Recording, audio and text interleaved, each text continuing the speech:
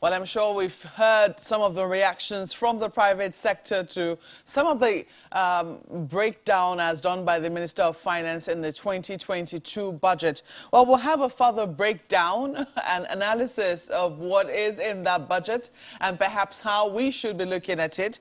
We have with us this morning Mr. Paul Alaje, who is an economist, senior economist, SPM Professionals, a fellow Institute of Economists, Nigeria, and also a fellow International Management Consultants Board of the United States of America. You're welcome to Sunrise Daily this morning. Good morning, and thank you so much for having me. And we also have with us, joining us virtually, Mr. Orji Udemoise, who is an economist, member, Chartered Institute of Bankers of Nigeria. He's also a member, Chartered Institute of Personnel Management, member, Nigerian Institute of Training and Development, and also a member, Risk Management Association of Nigeria, RIMAN. You're welcome to Sunrise Daily as well, sir. Margaret, thank you for having me. Always my pleasure. And Happy New Year, by the way. I'm sure we're speaking for the first time this year. Thank you for having me. Indeed, Happy New Year to you too. Mr. Alaje, I do not know, when you listen to the breakdown of the budget as done by the Minister of Finance, whether you also thought that from that budget we will be having a really good New Year. Usually we're told that the budget shows where the government is placing priorities. From what you can see in that breakdown, what would you say the government has its priorities for this year? Well, from what I can see in the budget, priorities of government lies with combating insecurity in the country, and government is putting some money in infrastructure, even though that money is very small compared to what this economy needs this moment today. Government is putting some money also in health and education. Those are critical sectors that government is allocating funds to. But when you go to those sectors and see how much is actually going to capital of all the expenses or all the spendings government will engage in 2022, you see that significant amount will be going to recurrent expenditure. It will be going to overhead, salaries, administration of the entire sector. So not so much is going to capital expenditure. And if you look at education, for instance, government is spending about 1.23 trillion. That looks big, but when you convert the money to US dollars and compare Nigeria with the rest of, say, Africa or some countries like, say, I don't want to use China, but when you compare with some other countries with huge population where you should expect a number of children to be in school, what about India, bear in mind, perhaps? or India. So when you look at number of children we hope to be in school, they're already out of school children, you see that we are doing really, really, really small. I understand this is just federal government budget, but when you even had state government subnational to this, is still small.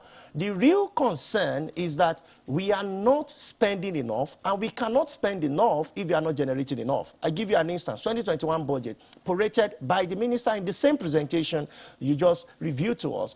Government said that when you prorate what they generated, the government was hoping to generate about 8 trillion naira plus. But what government eventually, when you prorate from January to November, that was the basis for this, government was expected to have generated 7.44 trillion. But government did only 74%, less than two-thirds.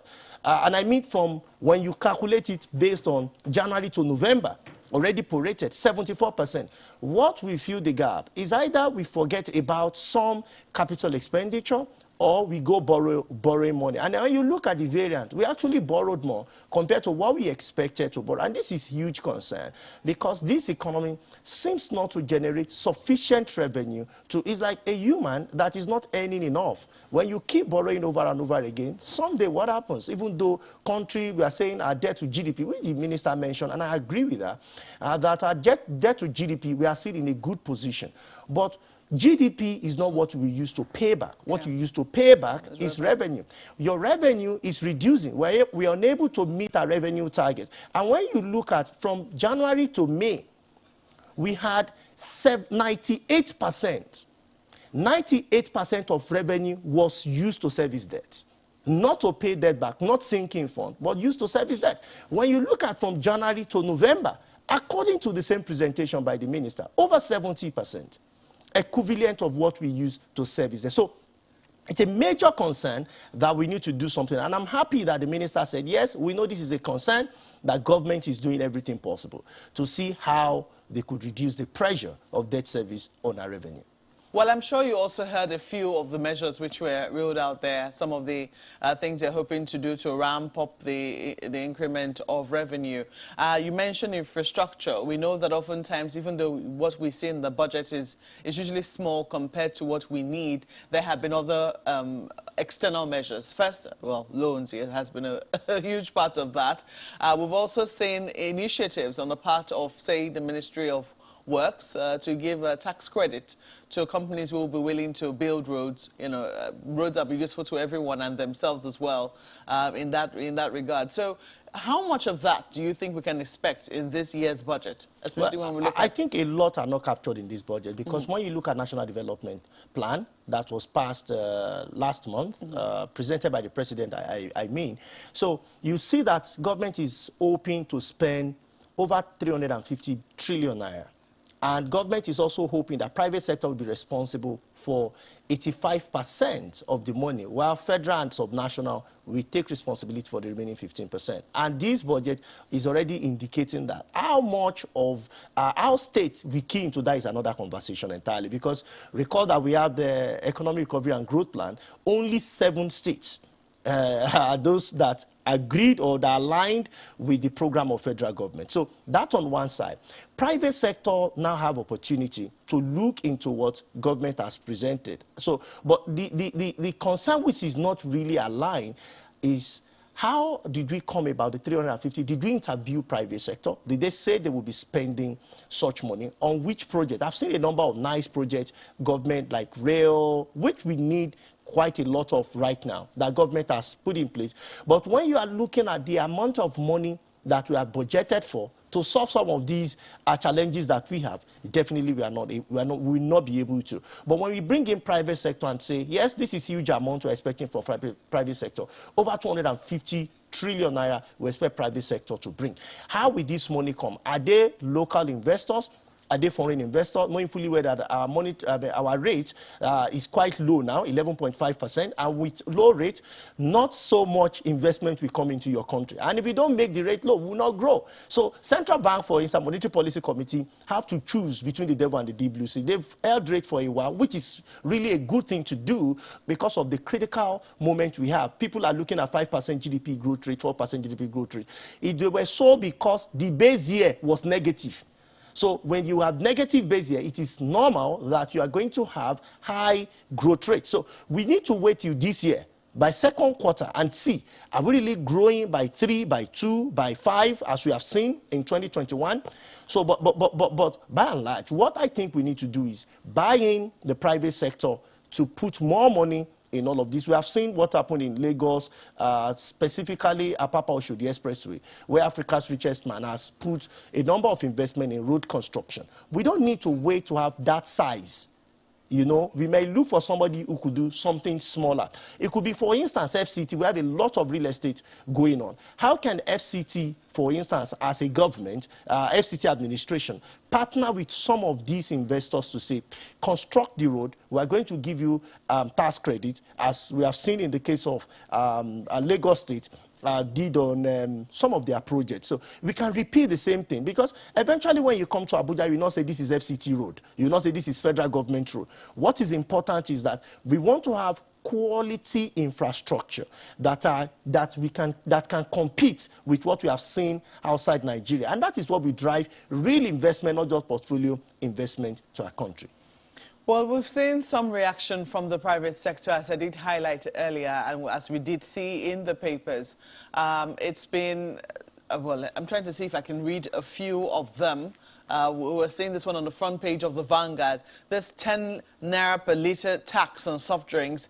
Their fears that 15,000 direct and indirect jobs could be lost. That's from NLC, LCCI, MAN, and Nasima. I want to ask Mr. Udemuizwe if he also has those fears when he heard about the 10 naira excise duties on carbonated soft drinks.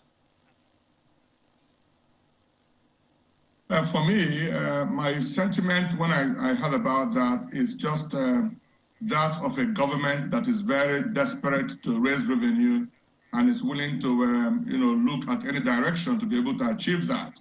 Okay, if they have suddenly become very concerned about our health, diabetes and so on, and then the only way to do that is to increase the tax on carbonated or sugary drinks, then that's quite funny to me.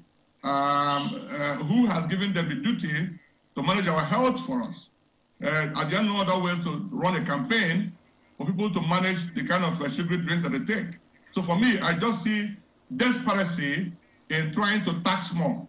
But if you ask me, I will tell you that that's not the issue. Trying to charge more taxes on different goods and services in Nigeria is not the problem. What is the governance process in the tax system in Nigeria? How we sure that all the monies they were making in immigration, in customs, in FIRS, and all of the other tax collecting bodies, how we sure that the systems are efficient and the distance between these monies collected and the federal government purse, that there are no loopholes in between. I think Nigeria has to look at issues of governance and risk management and efficient allocation of resources, more critically than just charging more money. Let us look at these systems, the federal FIRS and the all the other bodies, the inland waterways system, the customs, immigration. Let us ensure that what is collected and what is reported are very close. That's very important in this country where we are struggling with the revenue issues. And even are we putting, round pegs in round holes in appointing people who manage these institutions?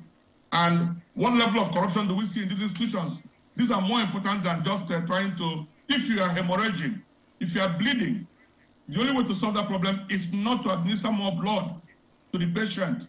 You find a way to cut off the reason why bleeding is going on. And that's the approach this government has to follow. We keep talking about not having enough revenue, which is true, but how do we look into the revenue collection system?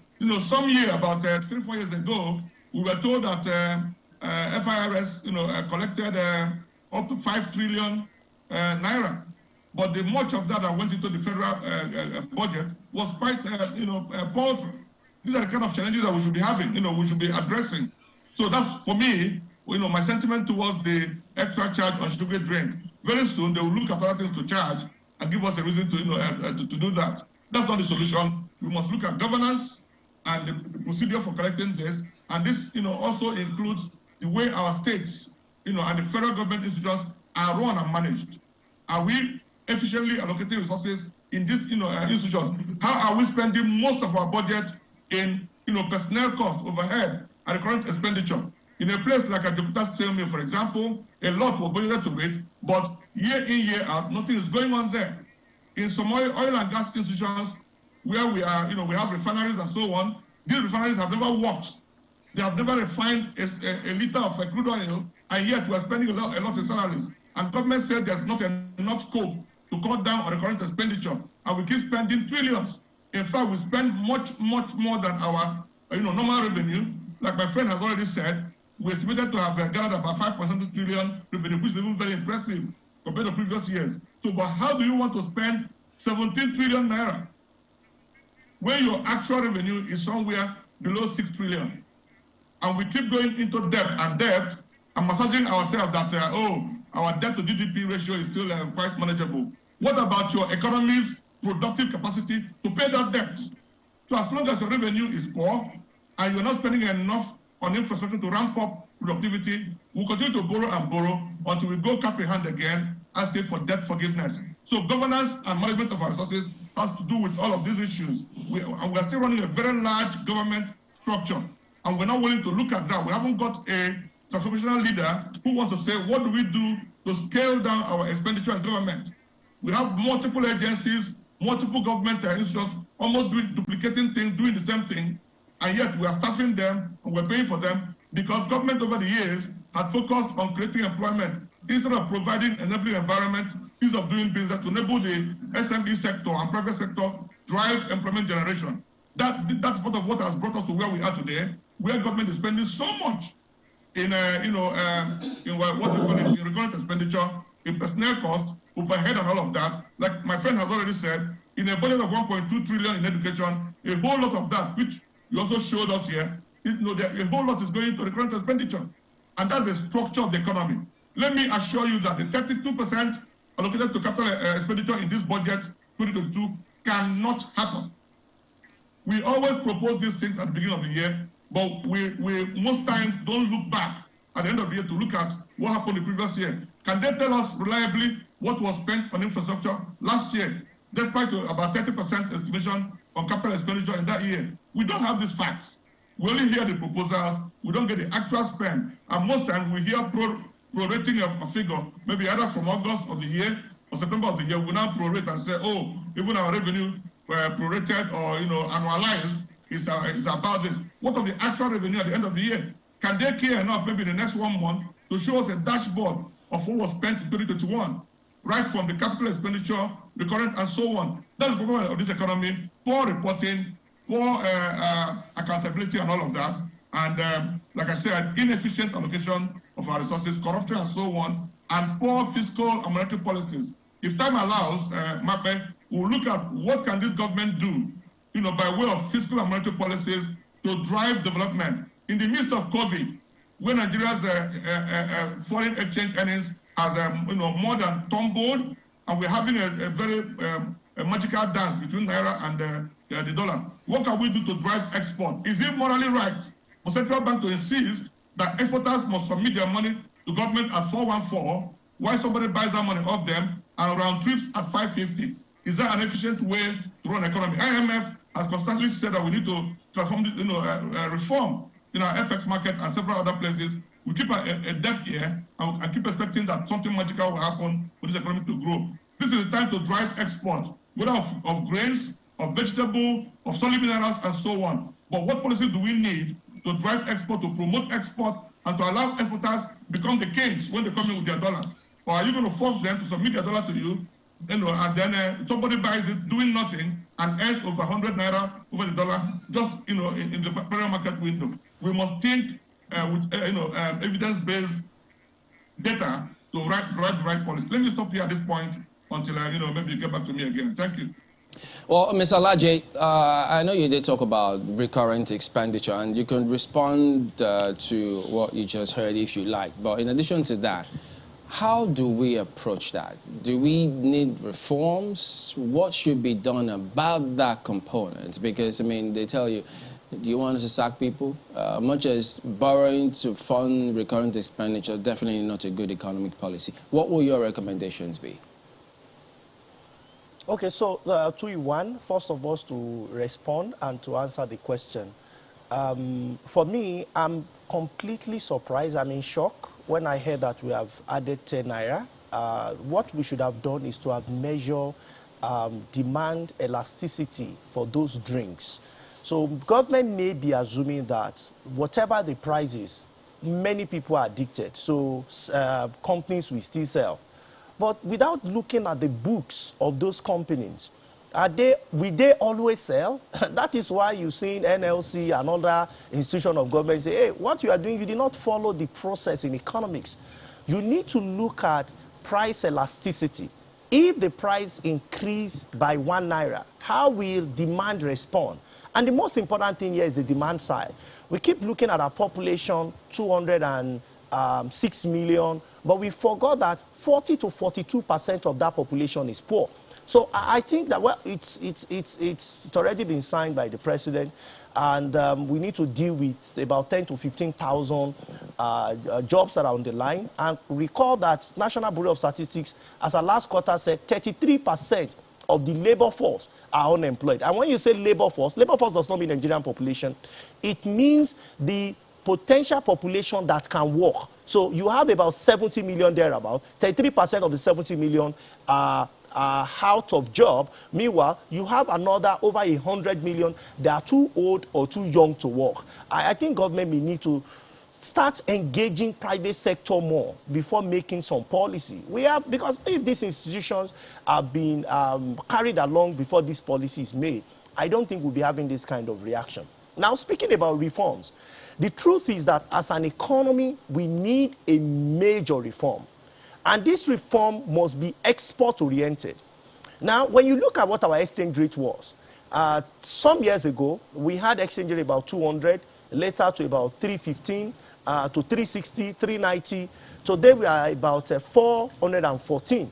And I don't even want to talk about what is happening in parallel markets, because in that market, you might see as high as 570, which is huge. And when you want to import, and I can tell you because as somebody who has brought in equipment for production in this country and even in this city, Abuja, accessing FX from central bank could be, you are going to engage in a battle. You know, I don't know of recent time, but because of production and manufacturing that we're going to engage in, it was really very, very difficult. Meanwhile, suppliers in the other part of the country, they don't care about your policy challenges and implications. If you don't pay a certain due, there are agreements, you are going to pay more. So where do? You will be forced to go to a market where you pay almost 20–30% more. And these are reality. How do we encourage export? And to encourage export, I mean manufacturing. For instance, government attention has been paid on rice. And government has said, oh, we are going to focus on farmers. If you focus on farmers and they produce a lot of rice paddy, and you don't have functional mills, you know, to refine this rice or to process this rice and bag them, we will still be eating quote and unquote, oh God, rice. You know, the ones with stones. So, but if you don't encourage more and more meals, modern meals that can dry, that can parboil, you know, that can do all of those, it will be a lot of challenge for us. So, attention of government should be, how do we promote production? And I've said that a country with a population, China is the largest in the whole Asia. But I think around Southern Asia, you have India as the largest population. In Europe, you have Germany. Most of these countries, including America and North America, what they are known for is manufacturing. Even Brazil is moving towards manufacturing.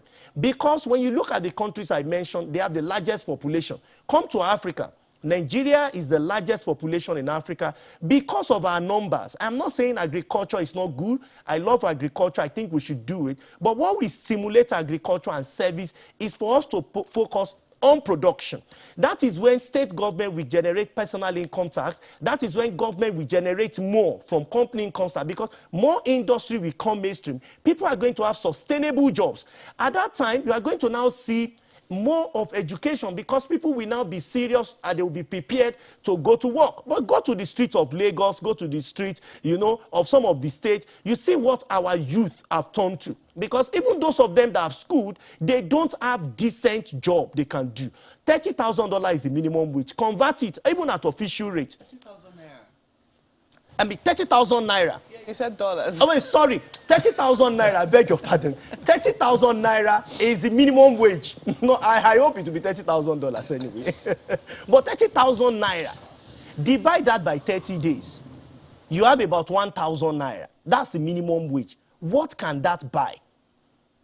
So it's a huge issue if we don't, at this moment, start considering how to become a productive nation. GDP is gross domestic product. We need to, and that should mean a lot anyways. So we need to start thinking of how do we become productive?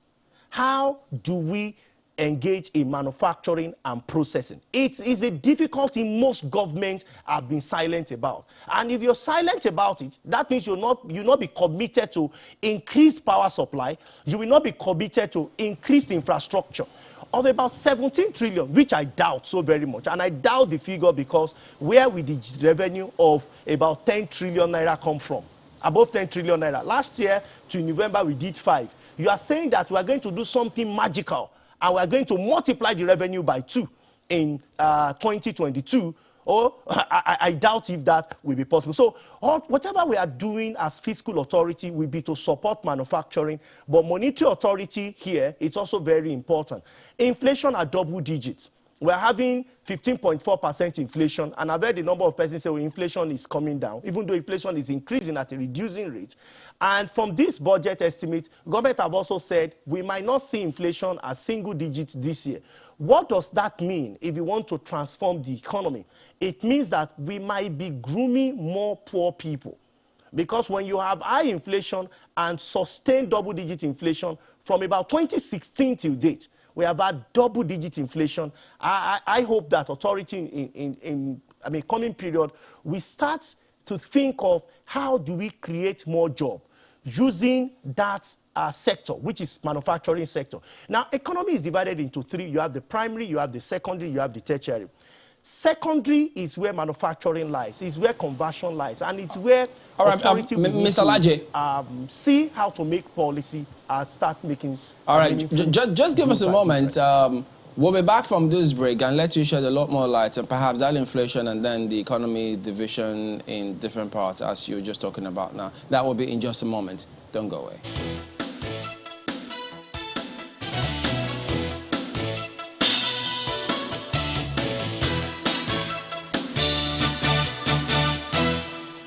Welcome back, Mr. Alaje. If we could just follow up on that inflation bit which you raised. Yes, different manufacturers have also, they raised concerns about the government's 13% assumption on inflation in this budget, where they say as of August 2022, it was about 17.02%. So they thought that that might not be quite realistic. So looking at that particular scenario, how do you think we should have approached it? Well, I think inflation is maybe a bit higher than 13%. And when we say 13%, we are losing the people. When you have heard that inflation has been reducing, but when you go to the market, you have seen prices of commodity increasing. So what government may need to tell people, which National Bureau of Statistics, I'm not sure which of the authorities need to explain this, is that when you compare inflation, you are comparing year on year. What happened last year compared to what happened this year. And there is a different data for quarter on quarter and a different data for month on month. So inflation, the way I see it, the impact is so much on the people.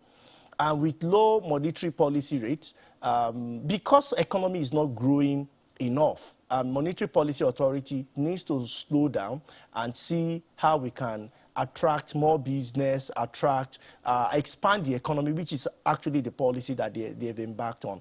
But all of these, they are having implication on prices.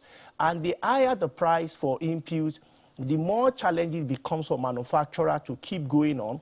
What they do is either increase their price in case where price elasticity make provision for that. But when there are no provision within price elasticity, if the demand will respond negatively, then they ask some staff to go. So we should not be surprised that as our inflation continues to increase, it has touched 18% 2 times within 6 years. As inflation continues to increase, we are going to be seeing more and more job losses. We have continued to see unemployment figures also continue to increase. When inflation is increasing and unemployment is also increasing, it means that the economy is not doing well enough. So we hope that the 13% government has mentioned, they will be able to support it with policy. But we should also understand that what we have now is just a projection, is an estimate. We had in Economic Recovery and Growth Plan, the inflation will be so low, and by now we might be even experiencing single-digit inflation. But today, Economic Recovery and Growth Plan is no more in place. Most of these projections were not achieved, and I can say maybe 40 or 45% of projection is what that plan was able to achieve. Again, COVID came and even plunged some of the expectation of Economic Recovery and Growth Plan, and it made a mess of the entire document in the later part of it. So I think that authority will need to do more in terms of the projection for inflation, because I really don't see, official and unofficial figures having that low figure. Even 13% World Bank is warning. And I don't know if you have seen World Bank report, an IMF staff report that came out last month, and warning Nigeria that we need to do more with our economy. If not, we may be plunged back into a recession. But that's on one side. Government is also saying that the subsidy may be removed. And if subsidy is removed, what happens? This is the conversation around subsidy.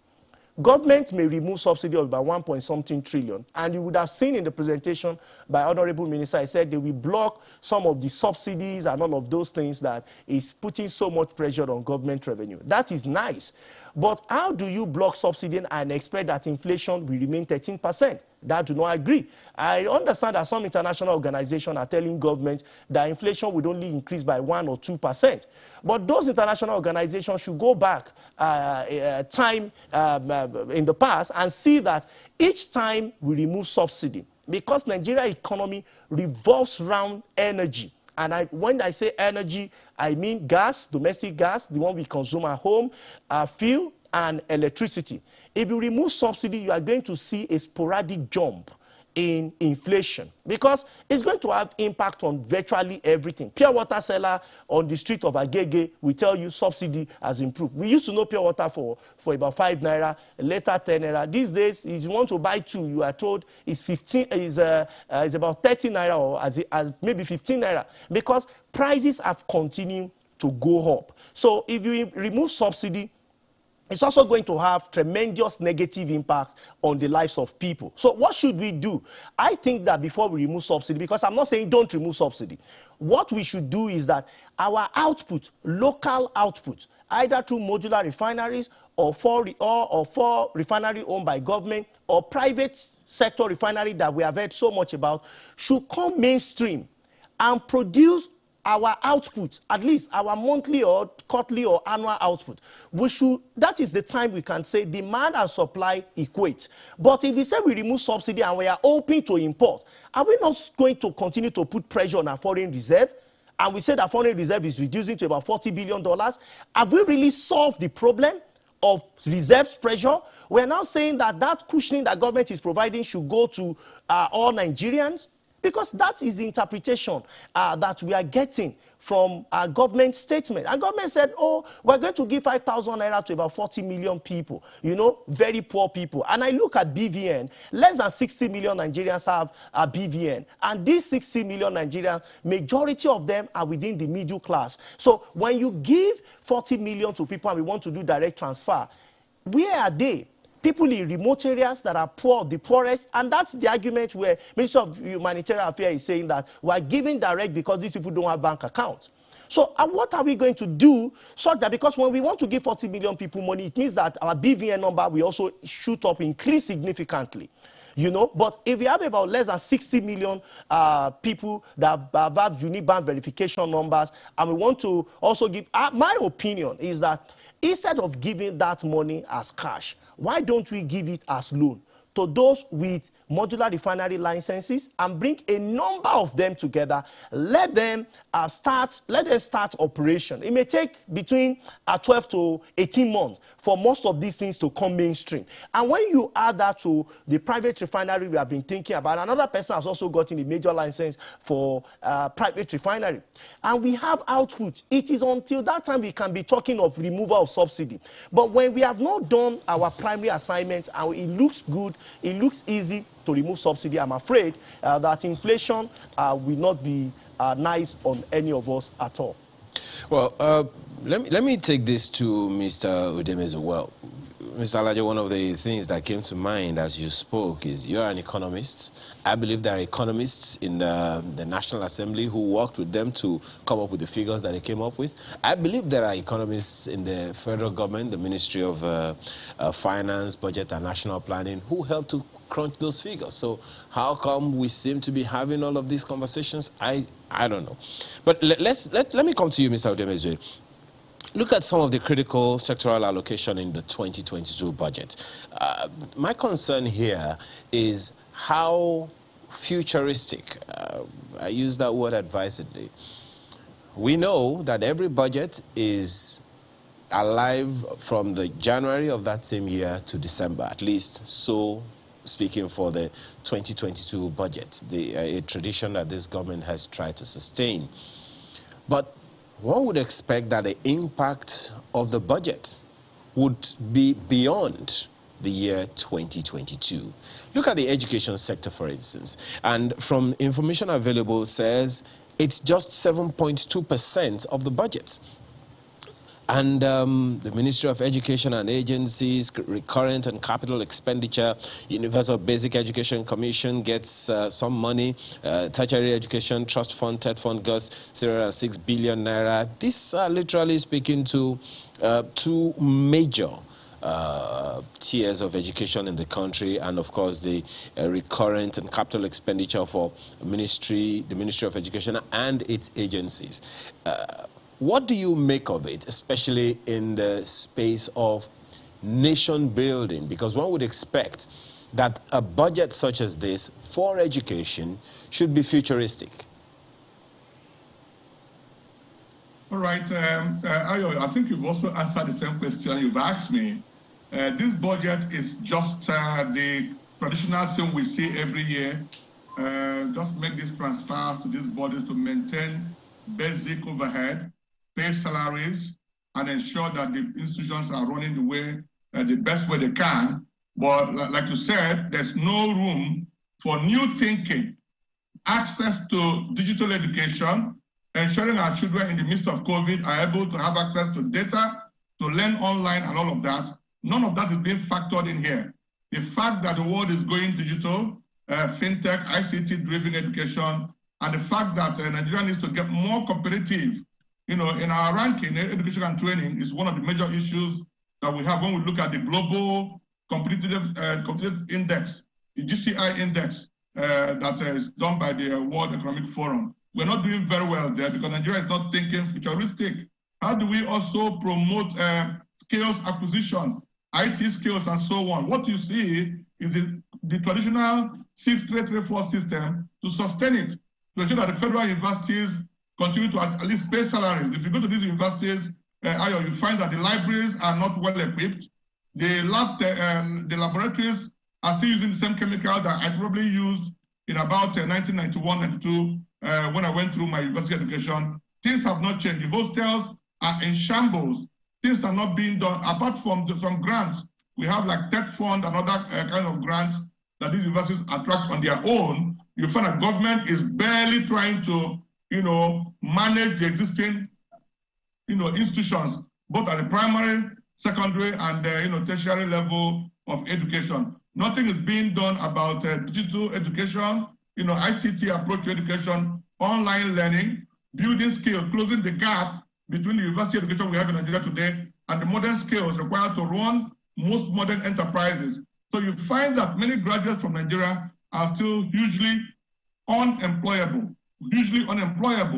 And even though when we find ourselves out of the shores of this country, we all become excellent because we have access to new educational equipment and tools to upskill and become more productive.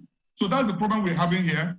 The education budget is 7%, much, much lower than the UNESCO recommendation of about 50 to 20% of, economies that are growing like Nigeria. That's developing economies. That we should be able to build people. People drive economies. Human capital is core to even every business. And Nigeria and Africa are not doing so well in the hospitality industry, in all the service industries, in manufacturing, even in modern agriculture, because of the quality we put in our people. If you don't develop your people, you cannot move forward. Today, where economies are run based on human capital development, digital enhancement and so on, access to even farming. Farming today, fintech-driven farming, fintech-driven SME business, access to fund and all of that. But where are we? A Nigerian graduate is struggling to go and do barbing salon and just do something to escape, basic poverty. It is that sad. This budget has no hope for education. I can just tell you for sure, which you know already, is just to keep, maintaining the system as best as they can. Nothing strategic is happening to revive the educational system and create impetus for people to come out, running on their, on all cylinders to develop the different sectors of the economy.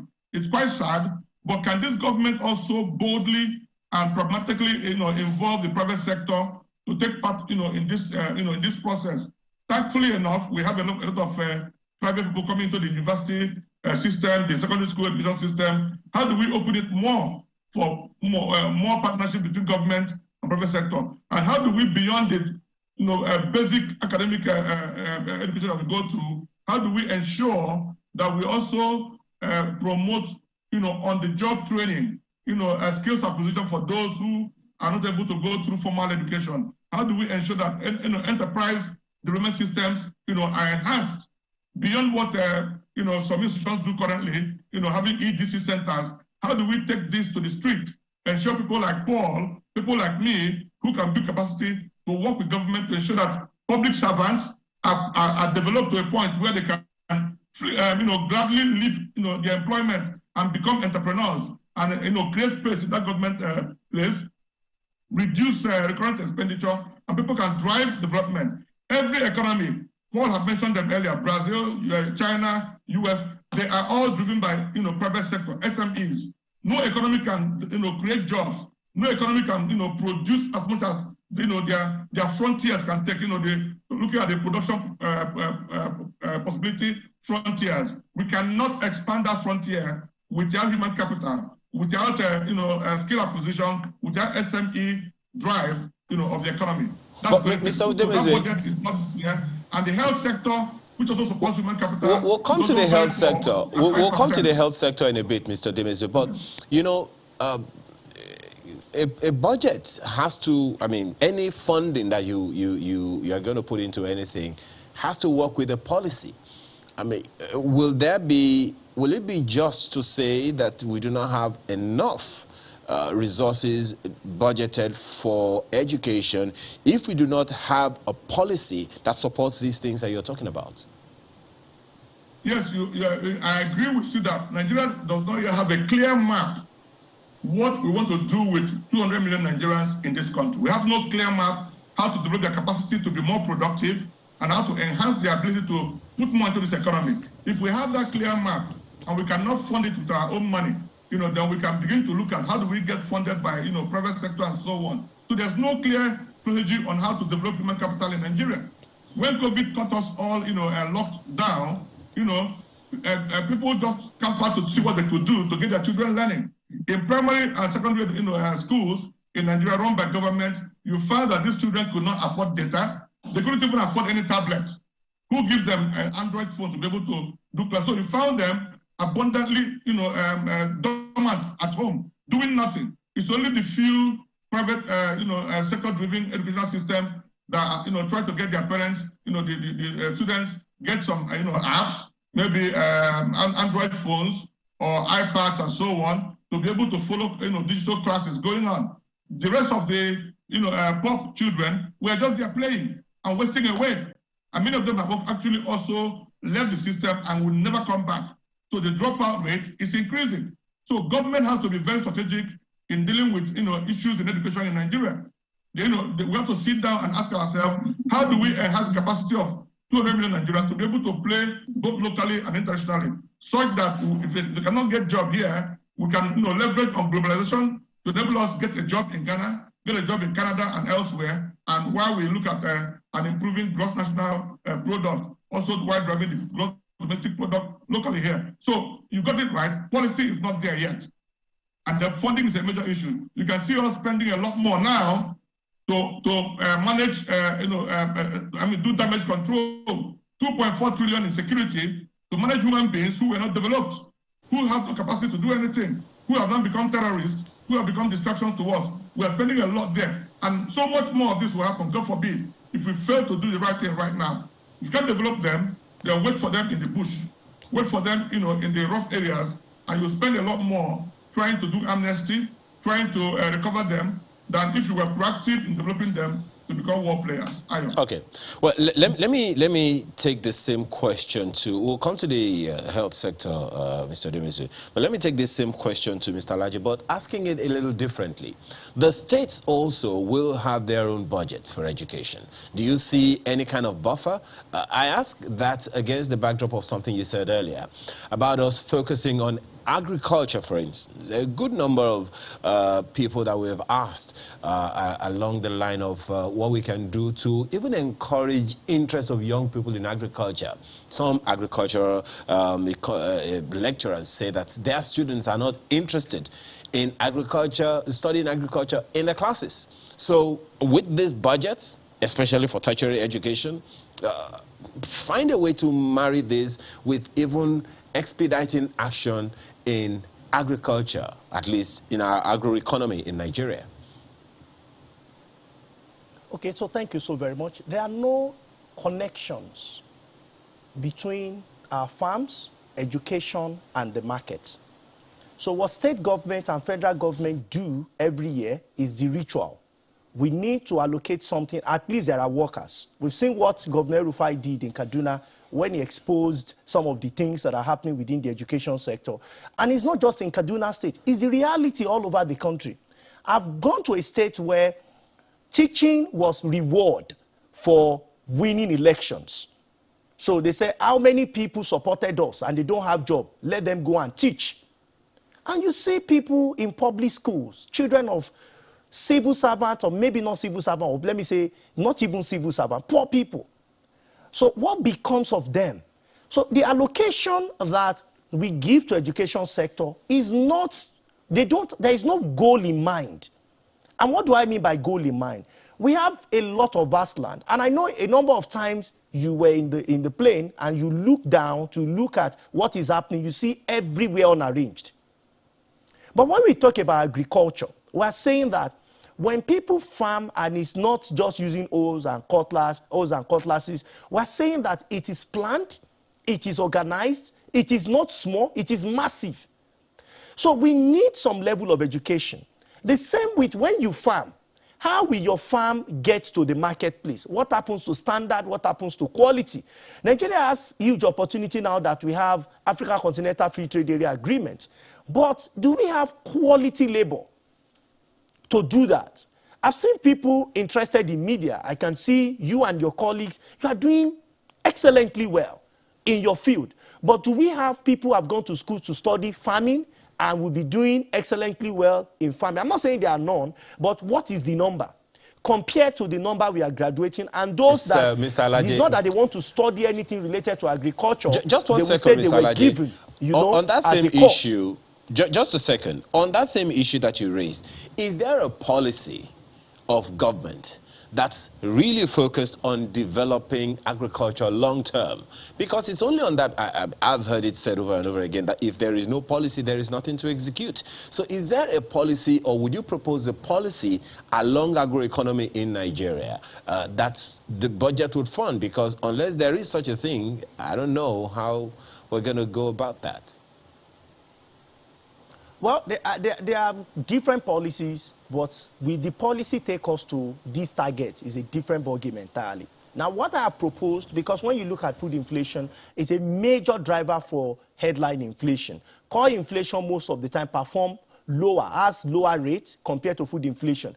My suggestion to government, which has also been documented a number of times, is we have over 200,000 core members. They say they are going to serve. You find some of them in Antipat Nursery and Primary School. I don't think such school exists, by the way. So you find them in schools, you find them in all manner of places. My proposition is government should organize farms.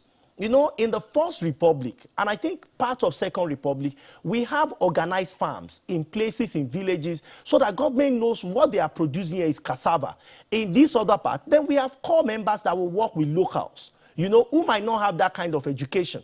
Then we now start training people. So when people leave school, when they leave service, they will not say they are out of job. They know how to farm. We have trainers and other people working with them. Our food output, the supply side, will significantly improve compared to what we have today. There will be nothing like, oh, I don't have any food to produce. But let me quickly mention this. We have heard about rice. You can ask anybody within the value chain of rice today, the biggest challenge that is available is paddy.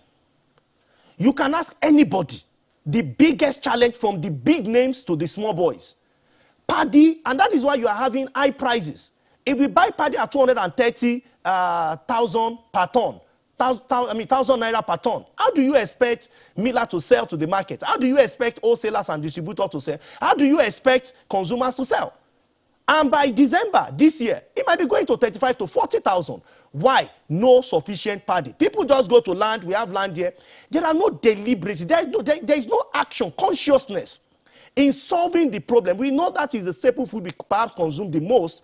And until government look at people they can manage, they can control, and in this instance, call members and organize. We have, what do we call it, NYSC. We have a body that government can work with, maybe through the Ministry of Agriculture. They can partner with Ministry of Agriculture or Ministry of Youth, Sport and Youth, or Youth and Sport. They could come together, partner, and see how we can get more call members to farms and get even locals. You know, when you had about 200,000 to people that are farming right now, within 1 year or 9 months, as the case may be, the supply of coppers is consistent. But that does not mean it will be that easy. One of the things government needs to guarantee is land that will be provided by states. Number 2, security of life of those call members. Number 3, tools that they will work with. And it will not be through hoes and cutlass.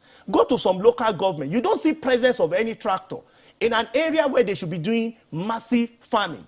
Farming from time to time. But that is not what we see. So government has opportunity. When it's election, we bring this call member. What is the productivity level?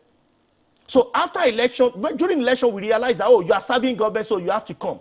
But things that sustain everybody, which is farming, why can't we organize it? Put policy together, call people in agri sector, call NYSC member. You can even test run with 2,000 or 10,000. Choose a particular location, provide security, and see what the output will be like. And you'll be shocked when they even leave service. Some of these people, they may go back to their villages or to their homes. They may see land and say they want to continue this practice. And you may ask somebody that read medicine, what will he be doing on farm? Is needed. It can provide health services to them. Economists are needed. People that read anything, even media. You know, those days when we were on camp, we had media people, you know, talking to us and speak. Everything is needed. We need to create those small community of farmers, and that will even bring businesses to those environments to have positive impact on the GDP. The benefit cannot be exhausted in a way. Well, there'll be big questions. I mean, now that you are suggesting that we use coppers, I know that the coppers will certainly have reactions to that. But I'm wondering, you know, whether or not you think that the Anchor Borrowers Program is working. Well, the Anchor Borrowers Program has good intention. But in instances where people have partnered with farmers, and I give you classical an example in Kebbi State, where some persons have put, where is lake rice? Where is lake rice? So people put their money down, gave to farmers. On the day of harvest, the seeds disappeared. Who is guaranteeing those outputs? Who is the guarantor? I beg your pardon. Who is the person that guarantees and gives confidence? So the person who borrowed directly from government, from central bank, we have to pay back. So we still cannot manage these farmers. And if governors say you need to pay back, we have seen the harvest and all of the celebration we see all over the screen, but where is the result? Central Bank is doing a lot, I must confess to you. I certainly know that, you know, in the next couple of days, there have been indications. We've been seeing a rice pyramid stock being built along the airport road here in Abuja. And well, we've been told there are hints that there's going to be a rice festival. I'm not sure who's organizing that, but what we are seeing now is a pyramid of rice, perhaps to show that the policy around rice is working. But from what you're saying now, it looks like there's still a lot more to be done. I'm one of the operators in that sector. So what I want you to do, go to millers. Millers are people that take paddy and ask them, what is your biggest challenge? I am not saying, if government had not intervened at all, it would have been a mess. So we have this reduced impact because of government intervention. But when you deal with a set of people that don't have some level of understanding, you're going to have issues. I don't know if you understand my point. So I'm not saying government is not trying at all. Government has not done something within the sector. But with our population and what we consume, it is just not sufficient. What we should be looking at is how do we do more? You know, in terms of this, Central Bank, the program is very beautiful. But how do we adjust such programs such that farmers will not suddenly say their output has been washed away by flood? And you say that, is it just your farm that flood came to? I'm not saying there are no floods.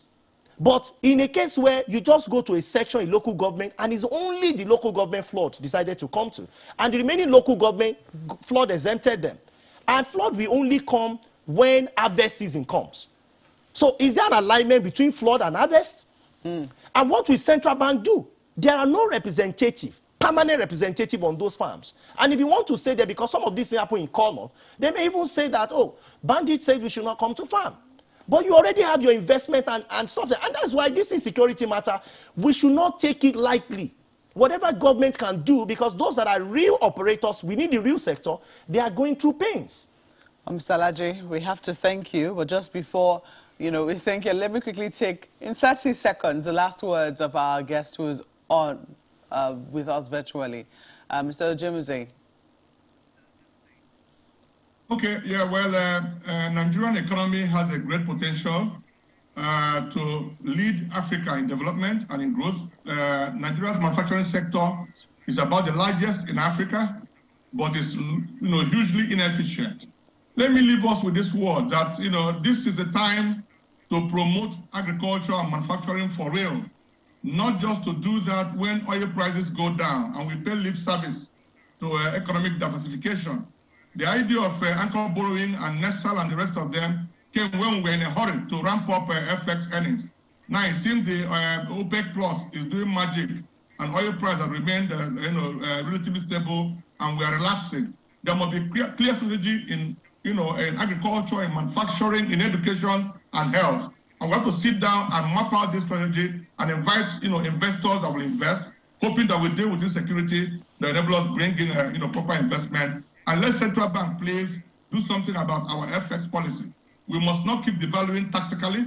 We must act proactively to open up other avenues of FX supply and not just central bank providing all the supply and hemorrhaging and getting our external reserve go down and down. God will help us this year, we pray so. Thank you for inviting me.